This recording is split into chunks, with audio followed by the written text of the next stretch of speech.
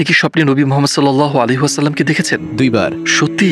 আলহামদুলিল্লাহ। এবং আমার স্বপ্নে আমি বালির উপর হাঁটছিলাম একটা বাতাসের বয়ে চলা পথে, যেখানে আমার উপর শুধু পাথর ছিল। আমি আমার হাঁটুর নিচে তাকালাম এবং একটা পদচিহ্ন দেখলাম। কত আশ্চর্যজনক যে পাথরের মধ্যে একটা পদচিহ্ন আছে। এবং আমি স্বপ্নের মধ্যে জোরে জোরে বললাম, এটা এখানে কেন? কার পদচিহ্ন এটি? এবং আমি পেছন থেকে একটা কণ্ঠ শুনলাম, এটা তোমার পিতা ইব্রাহিমের পদচিহ্ন।